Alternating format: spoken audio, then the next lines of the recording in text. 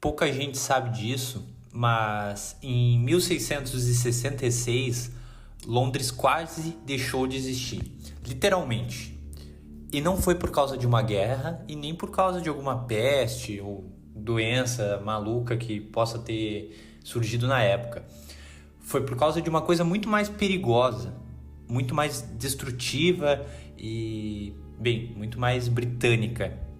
Basicamente, uma padaria. Sim, você ouviu certo, uma padaria. Um forno mal apagado, um pão esquecido na madrugada e pronto. A cidade inteira estava pegando fogo, igual vela de aniversário esquecida em cima de bolo, sabe? Mas a gente precisa voltar um pouco para começar a contar essa história. Na época, Londres era quase uma fogueira ambulante. As casas eram todas feitas de madeira e tinham um acabamento em palha. As ruas eram todas estreitas, tortas, pareciam labirintos, e uma casa era praticamente colada na outra. E como se nada disso bastasse, quase ninguém tinha acesso à água encanada naquela época. A brigada de incêndio era...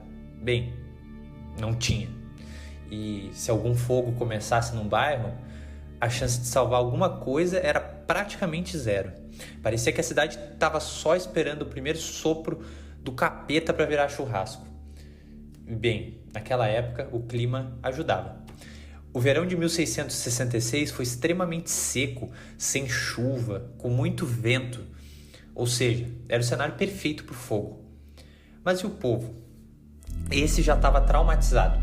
2 anos antes, em 1664, a peste bubônica voltou com tudo.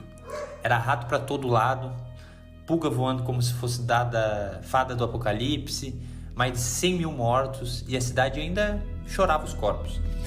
Agora imagina essa galera tentando dormir tranquila. De um lado tinha peste, do outro tinha fome e no meio de tudo isso tinha uma padaria. No dia 2 de setembro, madrugada, Pudding Lane, uma ruazinha comum, lá o padeiro Thomas Fariner fazia o que qualquer cidadão britânico fazia naquela época. Tentava ganhar a vida. Ele fez seus pães, apagou o forno... Mentira, esqueceu o forno aceso. E aí começou a novela. Uma faísca, uma chama, uma parede de madeira e uma cortina de palha. E pronto. O fogo cresceu em minutos. Ele invadiu as casas da vizinhança e acordou o bairro inteiro. Mas ninguém sabia o que fazer. Eles tentaram até acordar o prefeito, que simplesmente olhou pela janela e disse: não parece tão sério assim. Pelo visto o cara era um gênio, né?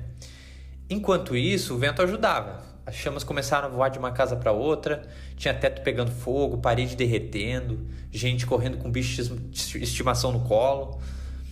E sabe como o povo tentava apagar o incêndio? Com um baldinho de água. Alguns usaram até cerveja. Sim, isso aconteceu de verdade. Pensa no desespero desse povo. O rei Carlos II até tentou ajudar. Organizou uma força-tarefa, chamou a guarda, mas não adiantava. Durante 4 dias, Londres foi consumida pelo fogo.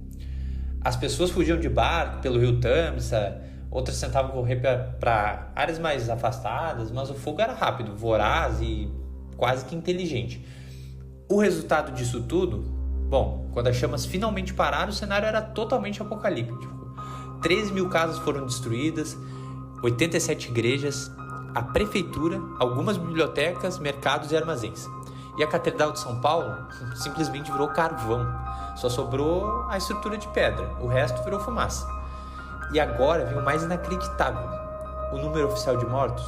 6. 6 pessoas. Mas calma, isso provavelmente é mentira. Na época, ninguém registrava direito os pobres. E com um incêndio desse tamanho, os corpos simplesmente desapareciam, era impossível contar. Agora segura essa. Sabe o que o fogo acabou resolvendo? A própria peste. Isso mesmo. As pulgas, os ratos e boa parte das áreas infectadas, tudo foi queimado. De um jeito macabro. O incêndio serviu para limpar Londres, claro. Foi tipo um botão de reset da cidade. Depois disso, a reconstrução veio com tudo. O povo de Londres fez ruas mais largas, casas de tijolo, regras de construção mais rígidas, sabe?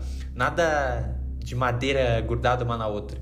E é claro, menos gente esquecendo o forno aceso. Agora você acha que acabou, não? Não acabou. Toda tragédia precisa de uma boa teoria da conspiração. Na época começou a se espalhar alguns boatos dizendo que foi sabotagem francesa, os católicos atacaram, foi um castigo divino.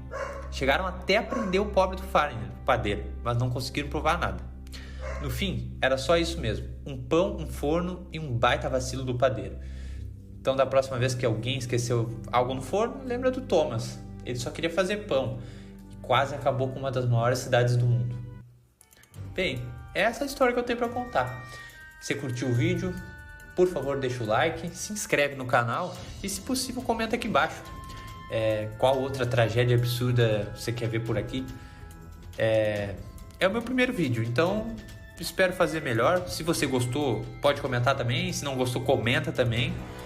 E, bom, pelo amor de Deus, verifica o forno antes de dormir. Até mais.